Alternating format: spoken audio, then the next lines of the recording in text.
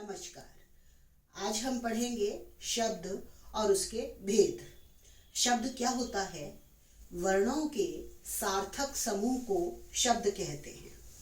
अर्थात ऐसा वर्ण समूह जिसका कोई अर्थ हो शब्द कहलाता है। जैसे कलम और कमल शब्द कहलाएंगे क्योंकि इनका एक मीनिंग है। कलम कहने से हम समझ जाते हैं कि पेन है या कुछ लिखने का साधन है।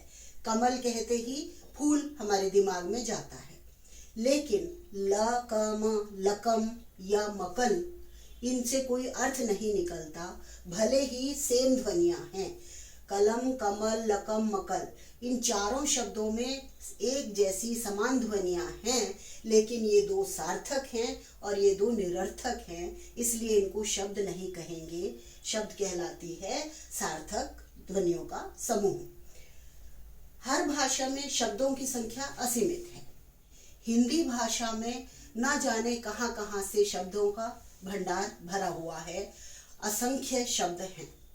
उन शब्दों को हम कैसे पहचानें, कैसे याद करें, उसके लिए हमने इन शब्दों को विभिन्न वर्गों में बांट लिया है ताकि अध्ययन करने में आसानी हो। शब्दों का वर्गीकरण कई आधार पर किया है।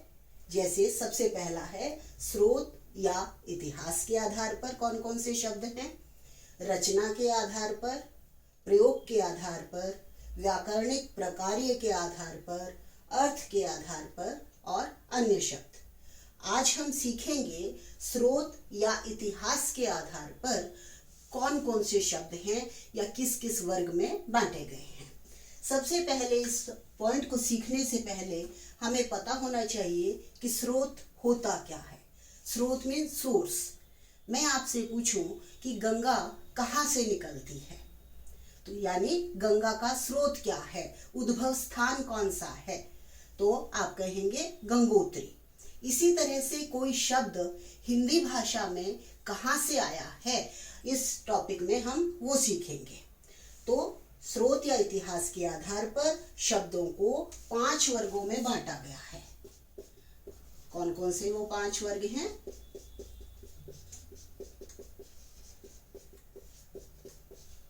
सबसे पहले आता है तत्सम शब्द। तत्सम कैसे बना है ये? तत् प्लस सम। तत् यानी उसके और सम यानी समान। उसके किसके? मूल भाषा के। कहाँ से लिया है? संस्कृत से। हम जानते हैं कि हिंदी भाषा संस्कृत से बनी है, संस्कृत ही जननी है उसकी। तो उसके समान यानी वो शब्द जो हिंदी भाषा में संस्कृत भाषा से बिना किसी परिवर्तन के ले लिए गए हैं, प्रयोग किए जाते हैं, उन शब्दों को तत्सम शब्द कहते हैं।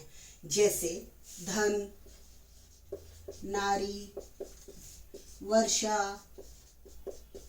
चंद्र, पुस्तक। अब संस्कृत के जो भी शब्द आपको लगते हैं वो सब शब्द तत्सम शब्द कहलाएंगे। दूसरा पॉइंट है तद्भव शब्द।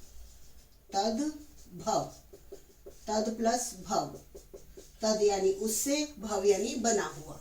उससे बिगड़कर जो बन गया है, उसमें विकार होकर संस्कृत शब्दों से परिवर्तन होकर जो शब्द बने हैं वो कहलाते हैं तद्भव शब्द। जैसे आधा, अर्ध से बना आधा, और आम्र से बना आम, अस्थि से बना हड्डी। इस तरह के शब्द तद्भव शब्द कहलाते हैं। जैसे चंद्र से, मान लो चंद्र था उधर, चंद्र से बना चांद, तद्भव शब्द हो गया। अस्थि से बन गया हड्डी। बिगड़कर जो बन गए हैं लेकिन मिलते जुलते हैं वो शब्द तद्भव शब्द कहलाते हैं। तीसरा है देशी शब्द। देशी या देशज शब्द। ये वो शब्द हैं जो संस्कृत, जिनका मूल सोर्स नहीं है, संस्कृत से नहीं बने हैं, आम देशी भाषा से या क्षेत्रीय बोली से, ग्रामीण क्षेत्रों से जो हमारी हिंदी भाषा में सम्मिलित कर लिए गए हैं। जैसे हैं थप्पड़, ठोकर, पगड़ी, लोटा इत्यादि ऐसे शब्द देशी या देशज शब्द की कैटेगरी में आते हैं। चौथा पॉइंट है विदेशी या आगत शब्द। नाम से ही पता लग रहा है कि ये किसी दूसरी भाषा से शब्द हमारी हिंदी में सम्मिलित हुए हैं। विदेशी या आगत शब्द, इसमें प्रायः उर्दू, अरबी, फारसी और अंग्रेजी भाषा के शब्द रखे जाते हैं, जैसे साइकिल, रेलगाड़ी, दफ्तर,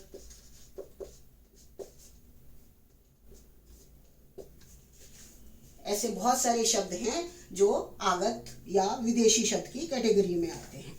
नेक्स्ट है संकर शब्द, नंबर 5 पे आएगा संकर शब्द। ये वो शब्द हैं जो दो भाषाओं को मिलाकर बने हैं, दो भाषाओं को मिलाकर शब्द बनता है, बने हुए शब्द।